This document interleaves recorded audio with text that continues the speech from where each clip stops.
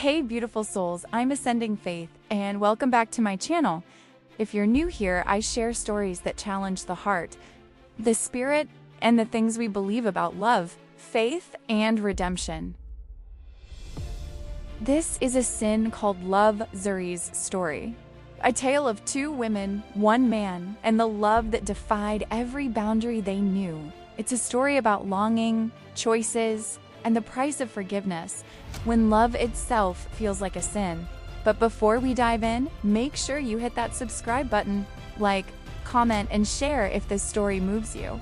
And don't forget to turn on the notification bell so you never miss a moment of the journey. Now let's begin. A Sin Called Love, Episode 3, Zuri's Story. Zuri, John's voice softened, more worried now. Are you okay? Yes, she whispered, though her voice trembled. She clutched Daniel closer, her eyes darting anywhere but at him. John stepped back quickly, as if distance might steady the racing in his chest. He had felt it to the spark, the sudden awareness of her presence, the way her softness under his hands had shaken him. It was wrong. He knew it. She was too young, too fragile, too pure. And yet the urge to linger, to protect, burned in him. Zuri gathered her courage. "Good morning, Mr. Stain," she said politely, then hurried past him, her steps clumsy, one hand gripping the railing as she rushed downstairs. Neither of them looked back, but both felt it, the weight of what had just passed. In the kitchen, Alana reached for her son, smiling faintly now that she felt steadier. Zuri handed Daniel over, then went straight for the counter. She poured a glass of water, sipping quickly as if the coolness could calm the heat burning in her. Her hands trembled. Her heart raced. She tried to tell herself it was nothing, that she had imagined it, that it was just nerves. But deep down, she knew. The feelings were too strong, too consuming to ignore, and John knew it too. That was why, from that moment on, they would both try their hardest not to be left in each other's presence, because what they felt was innocent, yes, but it was dangerous too. The kind of love that could not be stopped, the kind that changed everything. That afternoon, Alana showed Zuri around the home office. "This is where you'll be working later," she said gently, sliding a neat stack of papers across the polished oak desk. "We'll go over the details tomorrow." Zuri nodded, still shy, still careful with her words. Later, when Alana fetched the twins from school, she stopped by town and bought Zuri a brand new iPhone 16 Pro. She smiled as she tucked it into her handbag, a small gesture, but one she knew would mean everything. Outside, the sky was darkening. The forecast promised roaring storms that evening. Dinner was quiet. The wind outside howled through the trees, and thunder rolled in the distance. Midway through the meal, Alana suddenly went pale, clutching her stomach before rushing to the bathroom. She vomited twice. John followed after her, worry increasing his brow. "Alana, what's wrong?" "I'm fine," she insisted weakly, rinsing her mouth. But John knew that look, and the fear that washed through him was immediate and cold. "If she's pregnant," his mind filled with shadows. He didn't say it aloud, but the thought alone was enough to make his hands tremble. That night, after the dishes were done and the children were tucked safely in bed, Alana sat quietly for a while. Her expression was unreadable, serene, but with something calculating beneath. She'd seen it for weeks now. The way John looked at Zuri when he thought no one noticed, and the way shy little Zuri's composure cracked around him, the glances, the stammering, the nervous smiles. Alana knew her husband. He would never act on it. And Zuri, sweet, God-fearing Zuri, would fight those feelings until they destroyed her. But wasn't this what they had prayed for? For God to open the way, to make what seemed impossible, possible. So Alana decided, the best way forward was to help nature, and God's will, along. She prayed for strength, for peace in her heart, for the grace to do what needed to be done. Love was already blooming, she told herself, and somehow, that makes it right. After dinner, Zuri excused herself and headed back to the cottage before the storm worsened. She walked quickly through the fields, the wind tugging at her long hair, lightning flashing over the distant hills. Inside the farmhouse, Alana put her plan into motion. Once the girls were asleep, she called John into the kitchen. "John," she began softly, "I need to talk to you about something." He looked uneasy but sat down. "I've noticed things," Alana continued, "between you and Zuri." John's stomach dropped. Alana. She held up a hand. No, listen. I know you love me. That hasn't changed. But I see how you look at her. And I see how she looks at you. John ran a hand through his hair, sighing deeply. You're right. I didn't want to admit it. There's something there, something I don't understand. But I swear to you, Alana, I would never. I know, she interrupted gently. I know you wouldn't. That's exactly why I'm saying this. Outside, thunder cracked so loud the windows rattled. The storm was almost upon them. Alana's eyes softened. She feels it too, John. I've seen it. Maybe this is God's way. Maybe this is how it's meant to happen. He stared at her, speechless. Alana, what are you saying? Before he could say more, she was already moving, reaching for the phone box on the counter. Here, take the phone to her cottage before the hail starts. She needs it to call her family. Alana, this isn't. Please, she said, forcing the urgency into her voice. Go before it's too late. The storm's breaking. He hesitated, but she pressed the phone into his hand. Just go. Moments later, John was out the door, running through sheets of rain. By the time he reached Zuri's cottage, hailstones were pounding the roof, big as fists. He was drenched, breathless. Zuri had just finished her shower. Her hair was damp, her skin glistening in the firelight. She wore a fitted tracksuit, the top a cropped sweater that hugged her slender frame, and soft slippers. When she opened the door, she froze. Mr. Stain? Zuri, he started, but she stepped aside immediately, alarmed by the weather. Come in, sir. You'll catch your death out there. He stepped inside, shaking the rain from his hair. The warmth of the fire and the faint scent of lavender filled the room. I brought you this, he said, handing her the box. Alana wanted you to have it, for calling home. Zuri blinked, eyes wide. A phone, oh, sir. This is too much. You've done so much for me already. He smiled faintly. It was Alana's idea. At that moment, lightning struck close enough to make the windows flare white. John pulled out his own phone to call home. The signal was weak, but he managed to get through. Alana, I'm stuck here. The hail's too heavy to leave. Then stay, Alana's voice said through the static. Get to know her. She needs to hear it from you, that I see it, that I'm okay with it. Alana, what are you saying? His voice rose, panicked. I can't hear you, love, she said, voice breaking in and out. Hello, John? The line went dead. John stood there, phone limp in his hand, staring at the dark screen. Zuri, meanwhile, was torn between gratitude and panic. The storm was raging, and now her employer, a married man, was in her tiny cottage, soaked to the bone. Her mother's voice echoed in her head. When someone visits, offer them something to eat or drink. So she forced a shaky smile. Would you like some tea or coffee, sir? Coffee, please, he said, sinking into her small two-seater couch. She turned to the counter, whispering a prayer under her breath. Lord, please, let nothing go wrong tonight. Her hands trembled as she poured water, stirred sugar, steadied her breathing. When she handed him the mug, she said softly, I'll just sit here by the fire, if that's okay. He nodded, watching her lower herself onto the floor, legs tucked under her. A long silence filled the room, broken only by the crackling fire and the steady roar of the storm outside.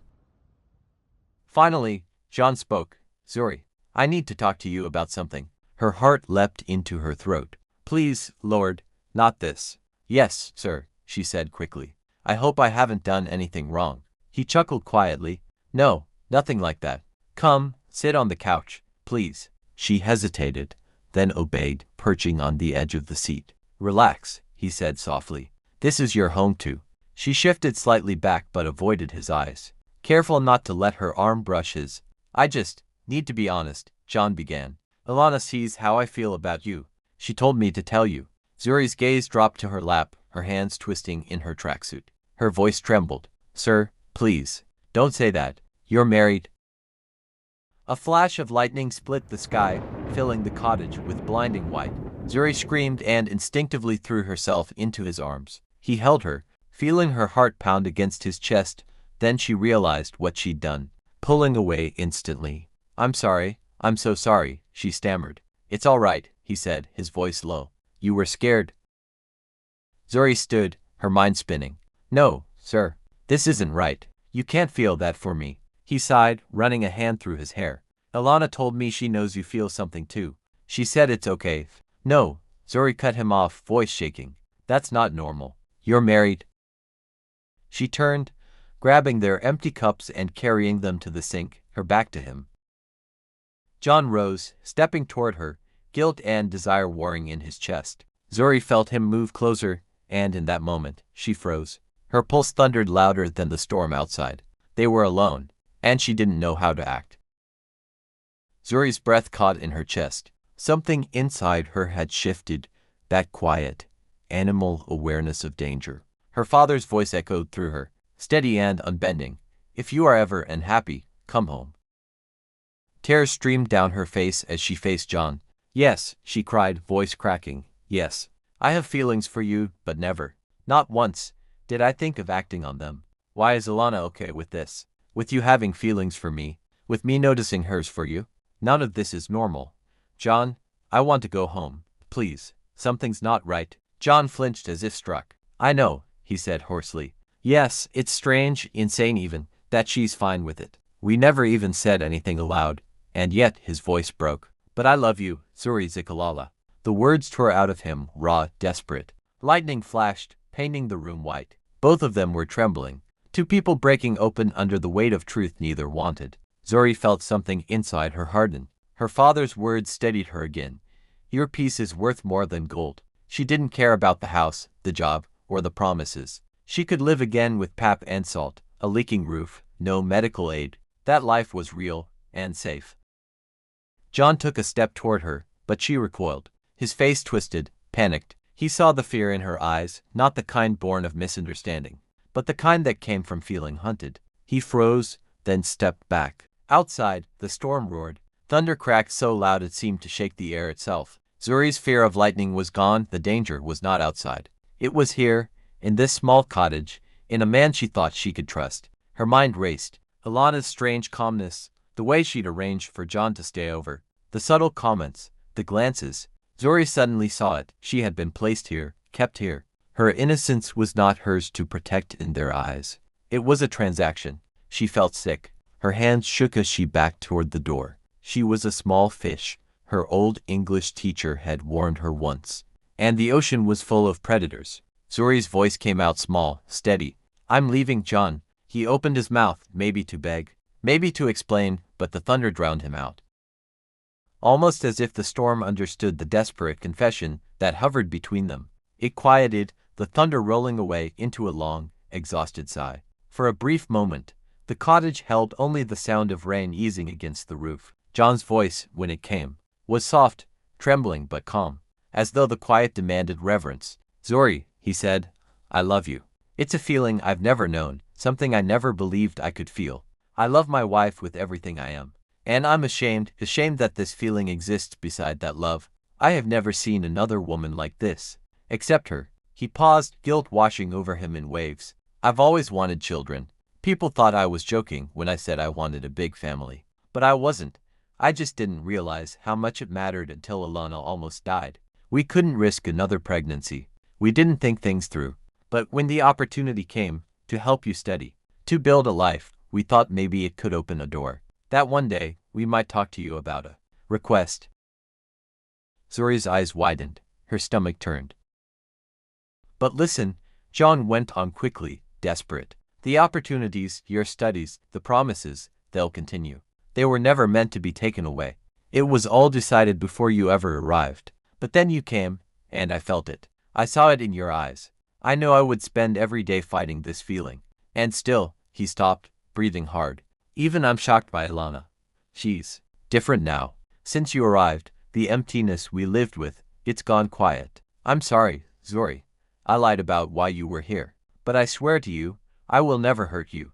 I will never touch you. His voice broke, and he turned away. It's my fault she's acting like this. She's not herself. And if you leave, he looked at her then, eyes red and glistening. If you leave, the light will leave this home. The girls, Daniel, they love you. You've cared for them like their own mother. Please, Zuri, we never have to talk about this again. The words spilled between them until the clock. Read to AM. The fire had long gone out. Zuri sat on the couch, hands clasped tight, watching the embers fade. John stayed on the other end of the room, his face half in shadow. As the silence thickened, her thoughts tangled: anger, pity, love, disbelief. She understood now. They had tried to shape her life to fit their ache. Yet something real had grown inside that manipulation. Something neither of them had planned. She wanted to go home, not because she really wanted to. She was cared for a moment. She also didn't want to leave the man she loved. And in that contradiction, the weight she'd been carrying for months lifted, not gone, but exposed, like a wound under moonlight. They didn't sleep. They simply sat there, two people caught in the wreckage of something they never meant to build. The storm outside had softened into a low, steady rumble, as if the world itself were listening in. Most of the night passed in silence, but now and then Zuri's voice would break through. "How did you think this would work?" she asked quietly. John stared into the dying embers. "We didn't," he admitted. "We didn't think it through, Alana. I think she's been swallowed by her past. Her childhood left scars. I never truly understood." He swallowed hard before continuing. "And me, I just imagined children. More children running around, filling my days with love. I wanted my children to inherit the land, the family's wealth. It was selfish." He exhaled, slow and heavy. "When we first talked about you, you didn't even have a face in my mind. You were just an idea, a solution. But now," he turned to her, eyes wet and raw. "Now I know you, and I could never ask that of you. I'll explain everything to Alana." They sat in silence again. Occasionally John would ask, "What are you thinking?" Zuri's answers were pieces of herself breaking open. "I'm thinking about my family's dignity," she whispered once. "About what I was taught, about morals. I was never prepared for my heart to go against what I believe. I feel dirty even thinking of you in that way." John closed his eyes. "I feel the same," he said. "Alana and I are active in the church. This is everything I was taught was wrong." The weight of their shared shame pressed against the walls. And then, unexpectedly, they both laughed, a short, breathless laugh, the kind that breaks tension but doesn't heal it. "I'm sorry, Zuri," John said, voice breaking. "I am so sorry. All I want is to protect you and my family. I never wanted to fight these feelings, but I promise you, I will not act on them. If you don't want me to." Zuri blushed, not sure what acting on them would make her feel. Zuri sat quietly, thoughts threading themselves together in the stretched silences between them. Her heart felt warm in John's presence, dangerously warm. His wife trapped us in here, she reminded herself, but the thought only deepened the ache. She loved John, and she knew, deep down, that John loved her too. Her grandmother's voice rang softly in her mind, as if carried by the storm outside. "And if love finds you, make sure the man is worthy, ambitious, a man who can build a good life." John is worthy, she thought, chest tightening. Such a gentleman, so ambitious. He's already built a good life. And then, without meaning to, before the thought had even fully formed, the words tumbled out of her mouth. Then, almost without thinking, she looked at John and whispered, "Can I have a hug?" Something in John shifted. A wave of tingles rushed through his body, not with lust, but with tenderness so profound it almost hurt. "Yes," he said gently, careful not to let it sound like anything more. She rose slowly, and when she stepped into his arms, his embrace seemed to swallow her whole. He was so much taller, so much stronger, and she melted into that strength as though it had been waiting for her all along. There were tears, quiet, unstoppable tears, and a heaviness in their hearts neither could name. Fear, longing, relief, all of it swirled together as they held each other. And in that long, wordless embrace, 10 minutes, maybe more, the storm outside faded into the background. She had never felt safer, not even in her father's arms. "Zuri Zikalala Stain," John murmured, his voice trembling with truth. "You feel like home." "Zuri Stain," she repeated softly, almost in wonder, savoring the sound. But then her thoughts shifted to Alana, the woman whose place in John's life was immovable, whose presence shadowed every heartbeat. "Well," she whispered, a bittersweet smile touching her lips, "we can at least dream." "Dreams come true, Zuri," John said quietly, his voice steady but filled with feeling. "My wife is okay that my heart loves her, and loves you." Zuri's breath caught. Her heart raced at his words, their weight both comforting and terrifying. But another thought pressed to the surface, uninvited and urgent. "I think Miss Alana is pregnant." "John," she said softly. John exhaled, his gaze dropping to the floor. "I think so too," he admitted. And I'm nervous. The past two pregnancies were hard on her. His voice broke slightly. I'm not scared, Zu. I'm terrified for her life. So am I, Zuri whispered, the heaviness settling deeper between them.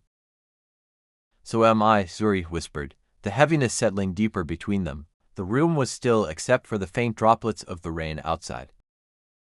When Zuri glanced at the clock, her eyes widened. It was already 5:30. Oh, she gasped, jolting to her feet. John, you need to go. I have to get ready for work. She hurried into the small bathroom, turning on the shower as steam began to rise and brushing her teeth at the sink, her mind spinning. She knew John needed to go to check on Alana, to be with the children, to return to the life that, for now, still anchored him. By the time she emerged, the storm had softened to a light drizzle. John lingered for a moment at the door, his expression thoughtful, almost reverent. Then he stepped out into the damp morning, the cool air brushing against his skin as he began the slow walk back to the farmhouse, back to his family, and back to the complicated love that now bound his heart in two. John stepped quietly into the farmhouse, his boots damp from the drizzle outside. He had barely hung up his coat when Alana appeared in the hallway, her face radiant, trembling with emotion. John, she whispered, holding up a small stick in her hand. I took a test this morning. For a heartbeat, the world stood still. You're pregnant? He asked, barely breathing. She nodded, tears welling in her eyes. Yes. The joy that filled the house was immediate and overwhelming. They laughed. They held each other tightly, joy laced with fear, because both of them remembered how close they had come to losing everything during Daniel's birth, but still, joy. It was in the middle of this quiet celebration that Zuri arrived, standing hesitantly at the doorway. She had heard the news before anyone told her. Alana's glowing face said it all. Congratulations, she said sincerely, stepping forward with a smile that reached her eyes, and she meant it. She was happy, deeply happy for them, but under the warmth was a thread of worrying. Her mind drifted back to the story Alana had told her on the day she first arrived, about the long, terrifying hours that brought Daniel into the world. Right there, in that living room filled with tears and laughter, Zuri made a decision. She wasn't going home, not now. If anything, she was going to stay and care for Alana, to make sure she rested as much as she needed. When Daniel napped, she would work on the office documents. She didn't yet know how she would manage it all, but she was determined. With everything in her, she was going to make this pregnancy different. And she decided, too, that she wouldn't talk to John or Alana about their plans, not yet. Alana needed peace, not pressure. Days slipped into weeks. The doctor's visits brought news better than anyone had dared hope for. Alana's health was stronger than it had ever been in either of her previous pregnancies. Even the doctors were astonished. Zuri was relentless. She didn't allow Alana to lift anything that could strain her. She crafted a gentle schedule. Slow walks around the farm every morning, always at her side. The girls spent their afternoons playing with Zuri, instead of disturbing their mother, and little Daniel was almost always perched happily on Zuri's hip, watching her cook, babbling as she swept the kitchen, or giggling from his playpen as she folded laundry. Zuri had become the Stain family's sergeant. The house ran on the rhythm she set, calm, structured, loving. And for the first time, Alana was truly enjoying pregnancy. John often found himself watching Zuri in quiet awe. The strength in her, the grace with which she took care of his home, the fierce determination to protect Alana, it deepened something in him he could no longer deny. His love for her grew with every passing day. Night after night, Zuri spoke with her family back home. Their voices were lighter now, filled with hope. The little house they'd been building was finished, everything they had dreamed of and more. Peter and his family were doing well.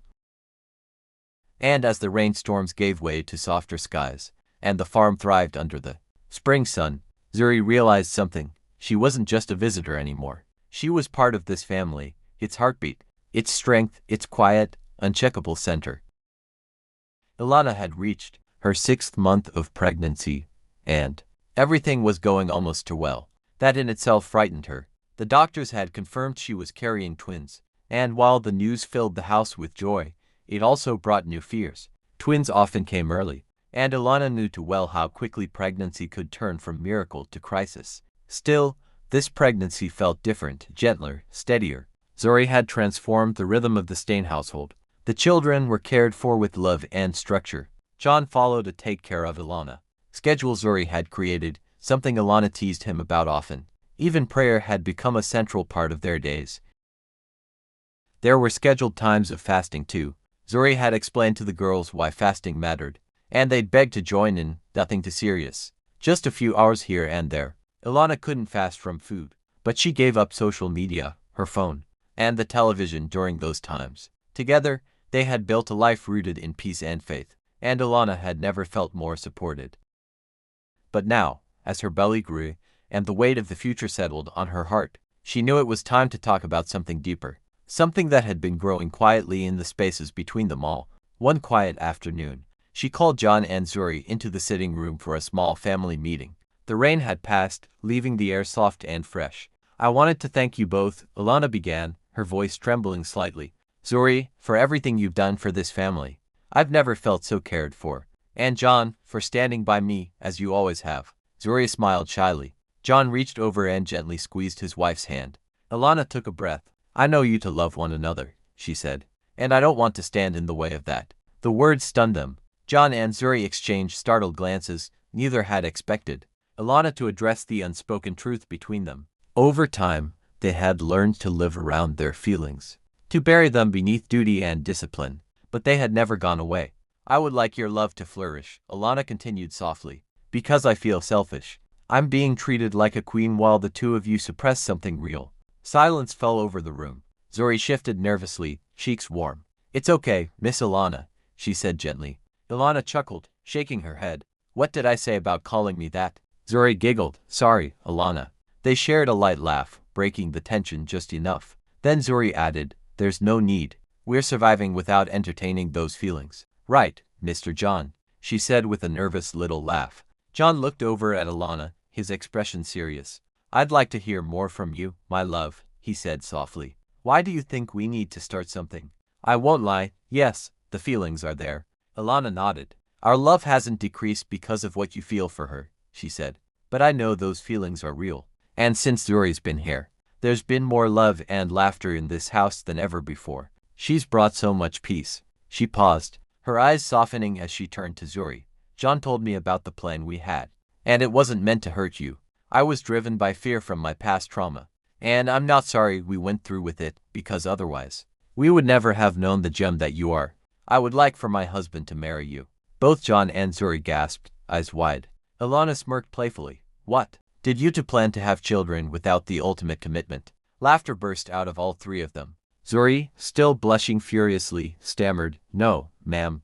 It's just so generous of you to say that. I just don't know what I would say to my family." Her tone grew more serious as the weight of her words settled. John reached for her gaze, his voice steady and warm. "I would love to take you as my second wife. That would fulfill a dream I never even knew I had." He turned back to Ilana.